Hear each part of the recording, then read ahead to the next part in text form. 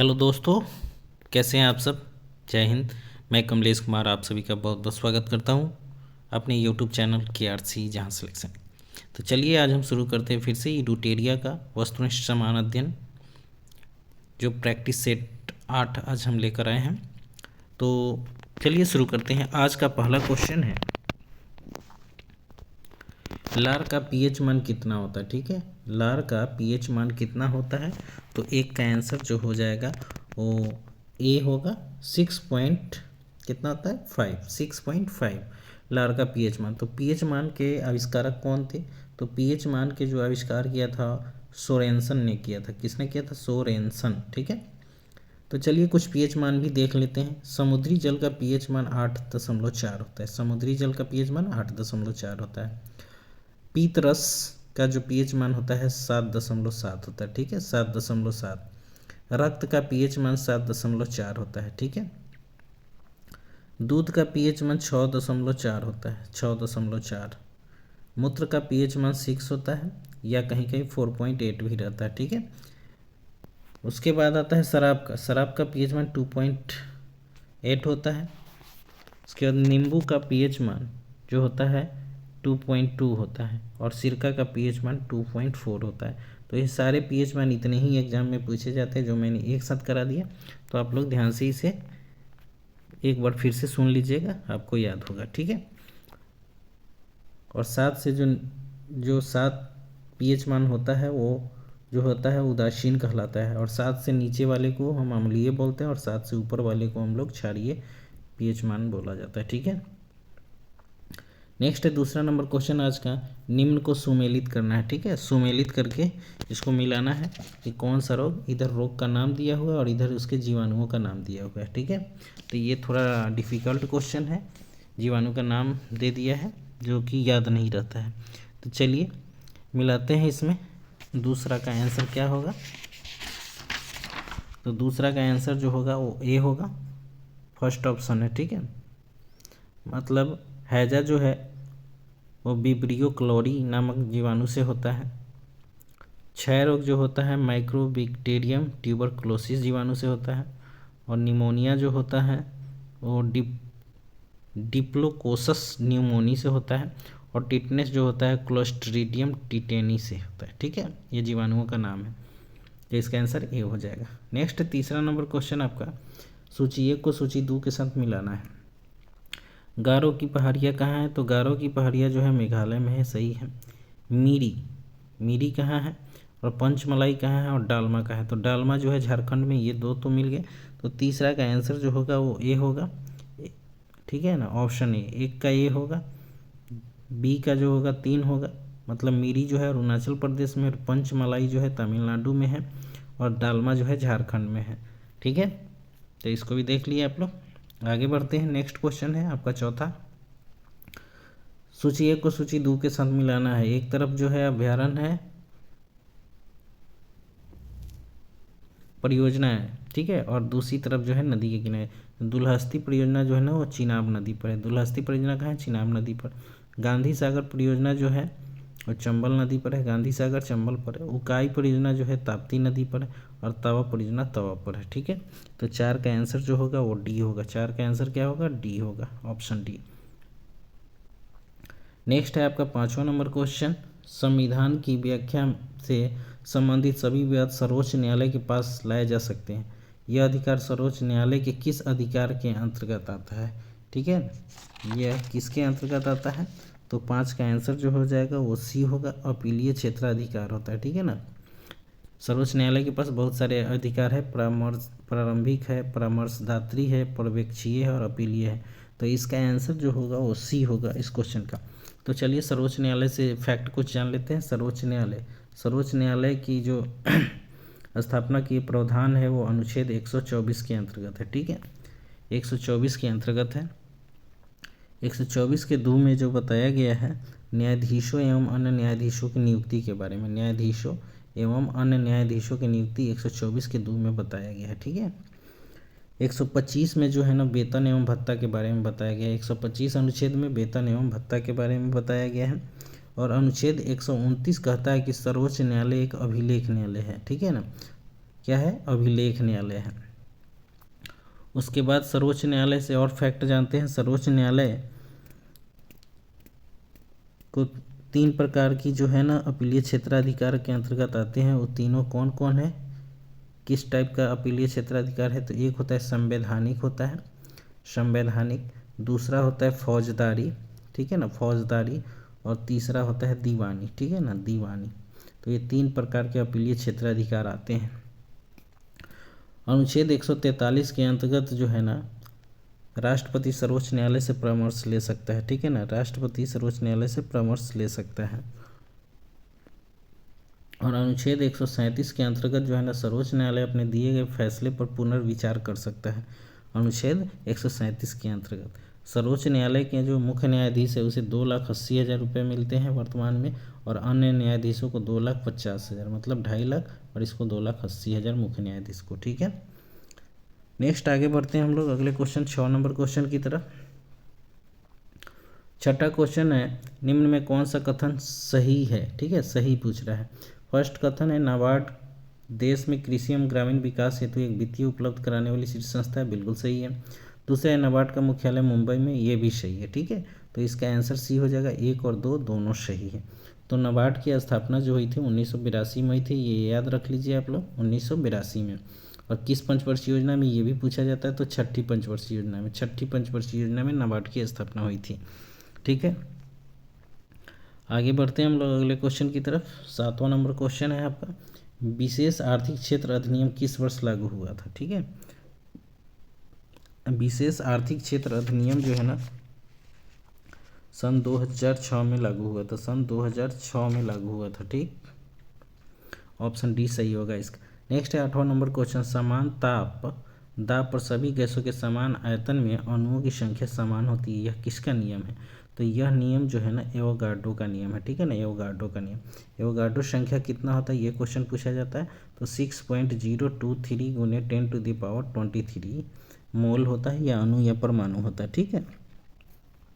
या कहीं कहीं पूछ देगा कि 1 मोल बराबर कितना होता है, तो 1 मोल बराबर आप बता सकते हैं 6.022 गुने 10⁻23।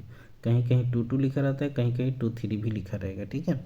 और 1 मोल बराबर जो होता है 22.4 लीटर होता है। 1 मोल बराबर कितना होता है, 22.4 लीटर होता है, ठीक है। और एवोगाड्रो संख्या का मान होता है 6.022 गुने 10⁻23।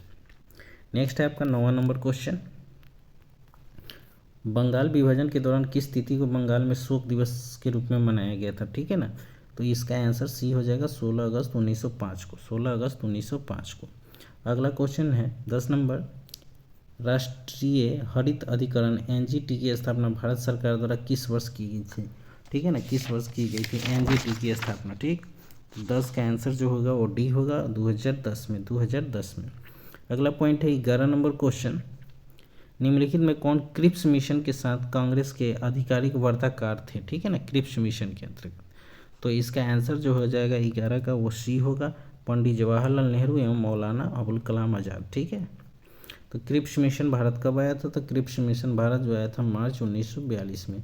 कल वाले सेट में मैंने क्रिप्स मिशन, ठीक है ना, के बारे में बताया था, ठीक है, तो आप लोग को याद होना चाहिए।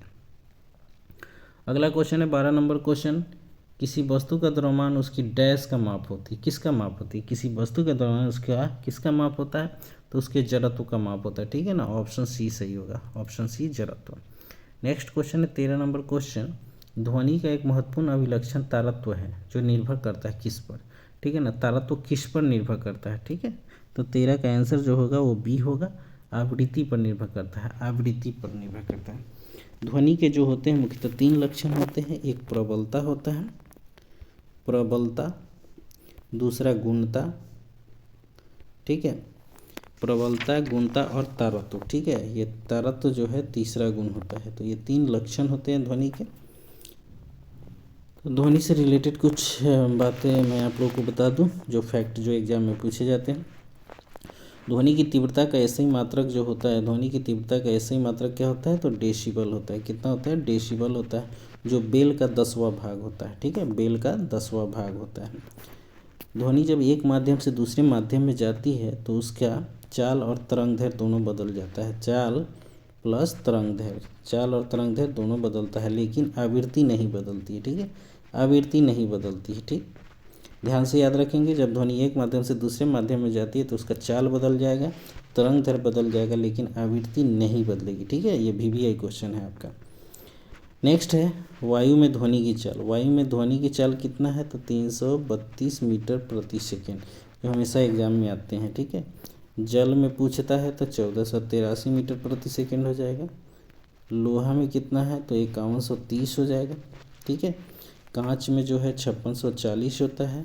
कितना होता है, 5640 होता है। और इस्पात स्टील में जो होता है, इस्पात में कितना होता है, तो 6420 होता है, 6420 होता है।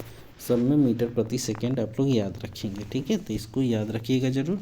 ये जो मैंने 5-6 क्वेश्चन बताए, ये हमेशा एग्जाम में रिवाइज्ड होते रहते हैं। नेक्स्ट है आपका अगला क्वेश्चन, 14 नंबर क्वेश्चन। वायु का तापमान कम होने पर सापेक्ष आर्द्रता पर क्या प्रभाव पड़ता है। ठीक है, तो ये बढ़ जाती है, सापेक्ष आर्द्रता क्या होती है, बढ़ जाती है। नेक्स्ट है अगला क्वेश्चन, हड़प्पा कालीन किस स्थल से खेल के मैदान मिले हैं। खेल के मैदान किस स्थल से मिले हैं। ठीक है, तो खेल के मैदान जो है ना, 15 का आंसर जो हो जाएगा वो C हो जाएगा। कहाँ से मिले, तो धौलावीरा से मिला है। और धौलावीरा से और कौन कौन चीज़ मिले हैं, तो धौलावीरा से आपका जो है ना सॉरी, उन्नत जल प्रबंधन मिला है, उन्नत जल प्रबंधन मिला है। और धौलावीरा एक ऐसा नगर जो 3 भागों में विभक्त था। ठीक है ना, 3 भागों में विभक्त था। और धौलावीरा वर्तमान में लूनी नदी के किनारे बसा हुआ है। नेक्स्ट है, इसके ऑप्शन देख लेते हैं। कालीबंगन किस नदी के किनारे है, तो कालीबंगन जो है ना घग्गर नदी के किनारे। और रोपर जो है ना सतलज नदी के किनारे। ठीक है, रोपर सतलज नदी। और कालीबंगन से हमें क्या क्या मिला है, तो कालीबंगन से जो है ना हमें मिला है जुते हुए खेत और नक्काशीदार ईंटों का साक्ष्य मिला है। और अग्निकुंड भी कालीबंगन से मिले हैं। ठीक है, नेक्स्ट आगे बढ़ते हैं, 16 नंबर क्वेश्चन। चिपको आंदोलन के जन्मदाता के रूप में किसे जाना जाता है, तो चिपको आंदोलन के जन्मदाता के नाम से हम सुंदरलाल बहुगुणा को जानते हैं।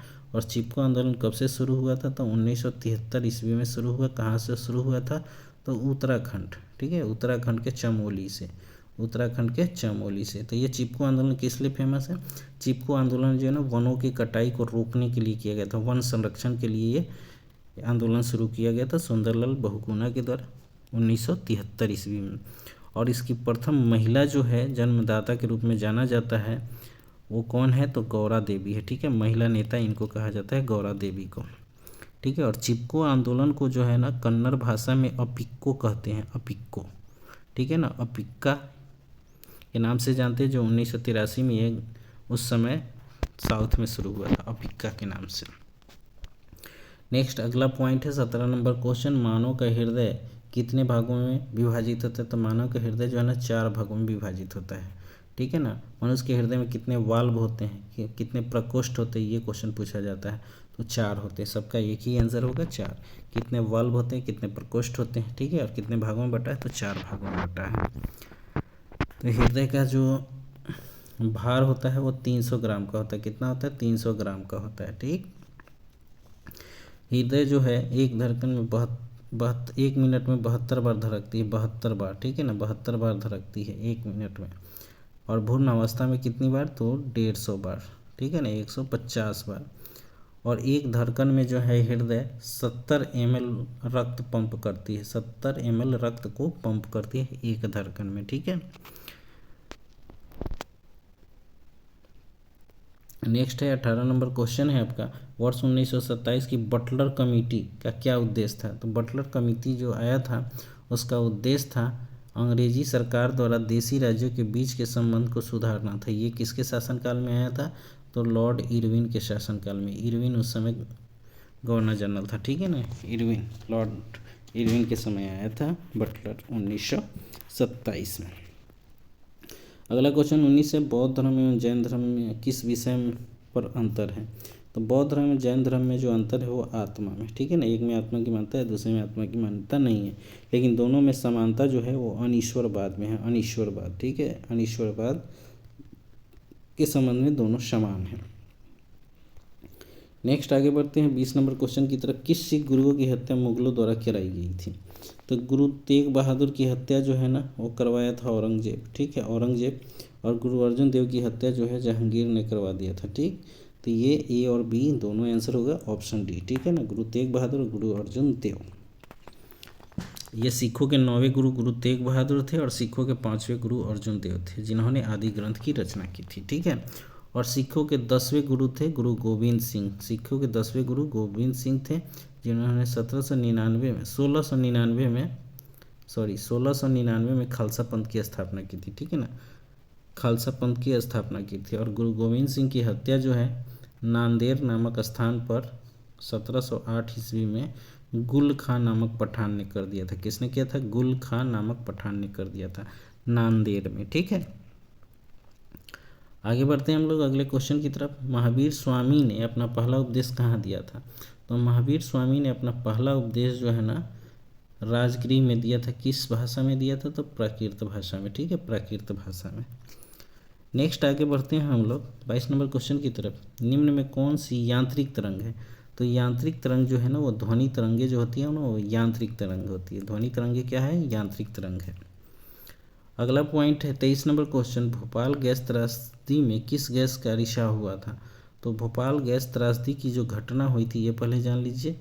2 दिसंबर को हुई थी, 2 दिसंबर 1984 ईस्वी को हुई थी। कहाँ हुई थी? भोपाल में, मध्य प्रदेश के भोपाल में।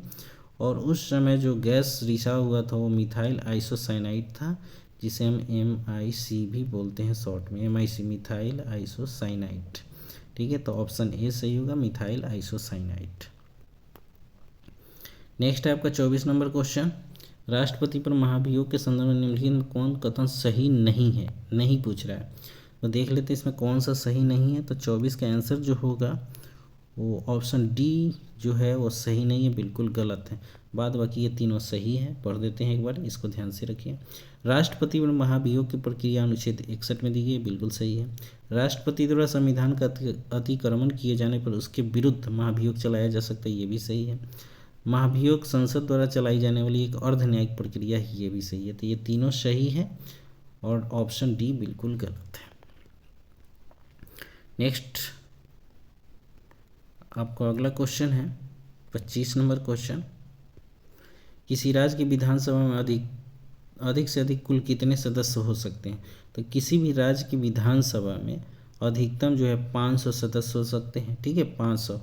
और न्यूनतम अगर पूछे तो वो 60 हो सकता है। अपवाद में बहुत ऐसे राज्य हैं जहाँ 60 से कम है, लेकिन ये न्यूनतम 60 होते हैं और अधिकतम 500 होते हैं। नेक्स्ट है 26 नंबर क्वेश्चन। 20 सूत्रीय आर्थिक कार्यक्रम किस वर्ष प्रारंभ किया गया था? ठीक है, तो 20 सूत्रीय आर्थिक कार्यक्रम जो है ना 1975 ईस्वी में इंदिरा गांधी के समय शुरू किया गया था। उस समय इंदिरा गांधी प्रधानमंत्री थी, ठीक है ना, इंदिरा गांधी के समय। अगला पॉइंट है 27 नंबर क्वेश्चन। निम्न में से कौन मूल अधिकार भारतीय नागरिकों के साथ साथ विदेशियों को भी प्राप्त है? तो विदेशियों को प्राप्त होने वाले जो अधिकार हैं वो इनमें से ऑप्शन डी सभी प्राप्त है, ठीक है ना। प्राण एवं दैहिक स्वतंत्रता का संरक्षण, अपराधों के लिए दोष सिद्धि के संबंध में संरक्षण, और विधि के समक्ष समता और विधि के समक्ष समान संरक्षण, ये भी है, ठीक है। नेक्स्ट है 28 नंबर क्वेश्चन। बैलगाड़ी किस चित्रकार की कृति है? तो बैलगाड़ी जो है ना अबुल हसन की चित्रकारी है। अबुल हसन की, जो जहांगीर के दरबार में एक छोटा चित्रकार था, ठीक है, अबुल हसन। नेक्स्ट है 29 नंबर क्वेश्चन। भारत में मिश्रित अर्थव्यवस्था का क्या अर्थ है? तो भारत में मिश्रित अर्थव्यवस्था का मतलब होता है सार्वजनिक क्षेत्र के साथ साथ निजी क्षेत्र का विद्यमान होना ही मिश्रित अर्थव्यवस्था कहलाती है, ठीक है। नेक्स्ट है अगला पॉइंट है आपका 30 नंबर क्वेश्चन है। शाहजहांनामा के लेखक कौन थे? शाहजहांनामा के लेखक जो थे ना वो इनायत खां थे। ऑप्शन सी सही होगा, ठीक है। नेक्स्ट क्वेश्चन 31 नंबर क्वेश्चन है। वेलेस्ली की सहायक संधि को स्वीकार करने वाला दूसरा राज्य कौन था? ठीक है ना, इसमें दूसरा राज्य पूछ रहा है, तो इसका आंसर पहले हम जान लेते हैं। दूसरा राज्य जो था ना वो मैसूर था, ठीक है। दूसरा राज्य कौन था? मैसूर। लेकिन प्रथम राज्य पूछे तो वो कौन था? प्रथम राज्य जो था वो था हैदराबाद, ठीक है। हैदराबाद 1798 ईस्वी में उसने निजाम ने स्वीकार कर लिया था सहायक संधि को। तो सहायक संधि किसने शुरू किया था? लॉर्ड वेलेस्ली ने। लेकिन लॉर्ड वेलेस्ली से पहले अगर पूछे तो डुप्ले ने किया था, ठीक है ना। डुप्ले ने सहायक संधि को शुरू किया था। नेक्स्ट आगे बढ़ते हैं हम लोग 32 नंबर, भारतीय ब्रह्म समाज के भारतीय लगा दिया है, भारतीय ब्रह्म समाज के संस्थापक जो है वो केशव चंद्र सेन थे, केशव चंद्र सेन, ठीक है ना, जिन्होंने 1866 में इसकी शुरुआत की थी। लेकिन सीधे अगर पूछे कि ब्रह्म समाज की स्थापना की थी तो राजा राम मोहन राय ने किया था ब्रह्म समाज की स्थापना 1828 ईस्वी में, 1828 ईस्वी में। नेक्स्ट आगे बढ़ते हैं हम लोग अगले क्वेश्चन की तरफ। अगला क्वेश्चन है 33 number, servant of India society की स्थापना की। सर्वेंट ऑफ इंडिया सोसाइटी की स्थापना जो है गोपाल कृष्ण गोखले के द्वारा 1905 ईस्वी में किया गया था, ठीक है, 1905 ईस्वी में, जो महात्मा गांधी के गुरु थे, ठीक है, गोपाल कृष्ण गोखले। अगला पॉइंट है 34 नंबर, कांग्रेस के किस अधिवेशन में भारत छोड़ो आंदोलन का प्रस्ताव पारित किया गया था। तो भारत छोड़ो आंदोलन का प्रस्ताव जो था ना वर्धा मुंबई में पारित किया गया था ना, वर्धा में, ठीक है ना, वर्धा में पारित हुआ था। अगला पॉइंट है 35 नंबर, शुष्क सेल में किसका प्रयोग किया जाता है। तो शुष्क सेल में जो है ना कौन से रसायन का प्रयोग किया जाता है, तो वो है अमोनियम क्लोराइड, ठीक है, अमोनियम क्लोराइड। शुष्क सेल का विद्युत वाहक बल कितना होता है, तो 1.5 वोल्ट होता है, ठीक है, 1.5 वोल्ट। नेक्स्ट आगे बढ़ते हैं, टांका निम्न में से किसका मिश्र धातु है। टांका, टांका जो मिश्र धातु है वो टीन एवं सीसा का। तो टांका के लिए सीटी याद कर लीजिए, सीसा एवं टीन, सीसा एवं टीन, ठीक है ना, सीसा एवं टीन टांका का मिश्र धातु है। तांबा और जस्ता जब मिलता है, तांबा प्लस जस्ता, तो क्या बनाता है, वो पीतल बनाता है, ठीक है, पीतल। तो पीतल किसका मिश्र धातु है, तो पीतल के लिए पिताजी याद कर लीजिए, पिताजी, ठीक है ना, पी से पीतल हो जाएगा, ता से तांबा, जी से जिंक हो जाएगा, ठीक है नहीं। नेक्स्ट आगे बढ़ते हैं 37 नंबर क्वेश्चन की तरफ। महात्मा गांधी के असहयोग आंदोलन के प्रस्ताव का विरोध किसने किया था। तो एनी बेसेंट जी ने किया था, बिपिन चंद्र पाल ने किया था और मोहम्मद अली जिन्ना ने, मतलब इनमें सभी होगा, ऑप्शन डी सही होगा, ठीक है। सबका नाम जरूर याद रखिएगा, बिपिन चंद्र पाल, एनी बेसेंट और मोहम्मद अली जिन्ना, तीनों ने विरोध किया था। अगला पॉइंट है 38 नंबर क्वेश्चन आपका, किस विटामिन को हार्मोन माना जाता है। तो हार्मोन जो है ना वो विटामिन डी को हार्मोन माना जाता है, ठीक है। विटामिन डी का रासायनिक नाम क्या है, कैल्सीफेरॉल, कैल्सीफेरॉल। और विटामिन ए का रासायनिक नाम रेटिनॉल, और विटामिन ई का तो टोकोफेरॉल। और विटामिन बी में बहुत सारे कॉम्प्लेक्स है तो इसका अलग अलग नाम आता है, ठीक है। विटामिन का खोज किसने किया था, तो फंक ने किया था। कब किया था, 1911 ईस्वी में, ठीक है, 1911 ईस्वी में। अगला पॉइंट है आपका 39 नंबर क्वेश्चन देखते हैं हम लोग। कोबाल्ट 60 आमतौर पर विकिरण चिकित्सा में प्रयुक्त होता है क्योंकि वो उत्सर्जित करता है कौन सी किरणें। तो कोबाल्ट 60 के द्वारा जो है ना गामा किरणें उत्सर्जित होती है, ठीक है, गामा किरणें। और विटामिन बी12 में कोबाल्ट पाया जाता है। विटामिन बी12 में कौन सा तत्व पाया जाता है, तो कोबाल्ट पाया जाता है, ठीक है। और गामा किरणों की वेधन क्षमता जो होती है वो सबसे अधिक होती है, ठीक है।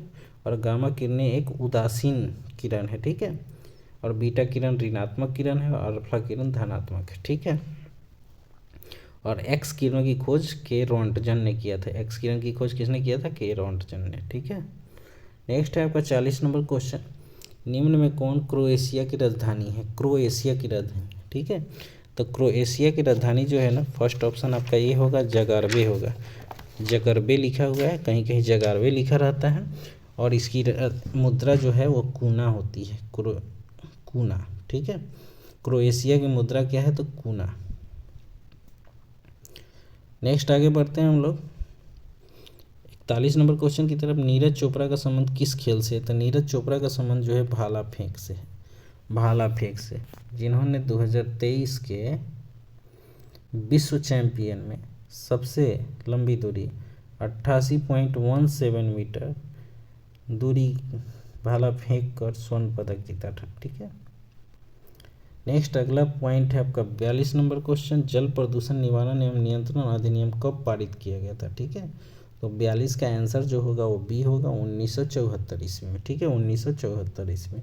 और 1974 ईस्वी में प्रथम परमाणु परीक्षण किया गया था भारत द्वारा, ठीक है। 23 नंबर क्वेश्चन है, सुबनसिरी एवं धनसिरी नदियाँ किस राज्य में प्रभावित होती है। तो सुबनसिरी एवं धनसिरी जो नदियाँ हैं वो असम में प्रभावित होती हैं, जो ब्रह्मपुत्र की सहायक नदी है। किसकी है, ब्रह्मपुत्र की सहायक नदी है, ठीक है। तो ब्रह्मपुत्र को जो है ना अरुणाचल प्रदेश में दिहांग के नाम से जानते हैं। ब्रह्मपुत्र नदी को अरुणाचल में दिहांग के नाम से जानते हैं और बांग्लादेश में इसे हम जमुना के नाम से जानते हैं, ठीक है ना। बांग्लादेश में ब्रह्मपुत्र को जमुना बोलते हैं और अरुणाचल प्रदेश में दिहांग बोलते हैं और बांग्लादेश में गंगा को हम लोग पद्मा के नाम से जानते हैं, ठीक है।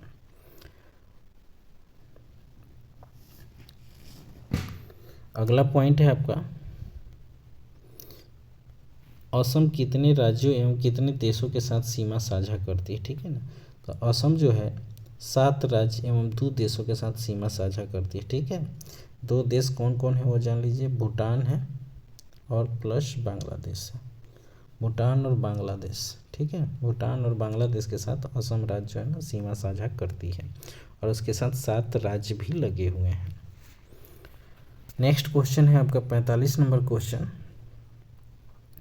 भारत के राज्यों में क्षेत्रफल की दृष्टि से बिहार का कौन सा स्थान है, तो वो बड़ा हुआ है। बिहार का स्थान जो है कौन है, बड़ा हुआ है, ठीक है ना। और जनसंख्या के मामले तीसरे पोजीशन पर है। नेक्स्ट आगे बढ़ते हैं 46 नंबर क्वेश्चन की तरफ, भारत की जलवायु कोफेन वर्गीकरण के अनुसार किस राज्य के जलवायु का प्रतिनिधित्व करती है, तो इसका आंसर जो हो जाएगा डी होगा, मानसून गर्म ग्रीष्म के साथ, ठीक है ना, मानसून गर्म ग्रीष्म के साथ। नेक्स्ट आगे बढ़ते हैं हम लोग 47 नंबर क्वेश्चन की तरफ, अरल सागर किन 2 देशों के सीमा पर स्थित है, तो अरल सागर जो है उज्बेकिस्तान एवं कजाकिस्तान, ऑप्शन डी सही होगा, उज्बेकिस्तान और कजाकिस्तान देशों के सीमा पर स्थित है। उज्बेकिस्तान की राजधानी कहाँ है ये आपको पता होना चाहिए, उज्बेकिस्तान की राजधानी ताशकंद है, ठीक है ना। उज्बेकिस्तान की राजधानी कहाँ है, ताशकंद, जिसकी मुद्रा क्या है, सूम है, सूम। और कजाकिस्तान की राजधानी जो है वो कहाँ है, तो कजाकिस्तान की राजधानी नूर सुल्तान है, जिसकी मुद्रा टेनगे है, टेनगे, ठीक है, टेनगे। नेक्स्ट है 48 नंबर क्वेश्चन, सामान्य न्याय निःशुल्क विधिक सहायता के लिए संविधान के किस अनुच्छेद में उपबंध किया गया है, तो अनुच्छेद 39 का क, ऑप्शन सी सही होगा, 39 का क, ठीक है। नेक्स्ट है 49 नंबर क्वेश्चन, अनुच्छेद 21 के निम्नलिखित में से किस संविधान संशोधन द्वारा जोड़ा गया था, तो अनुच्छेद 21 के ए जो है ना 86वां संविधान संशोधन सन 2002 के तहत जोड़ा गया था, ठीक है ना।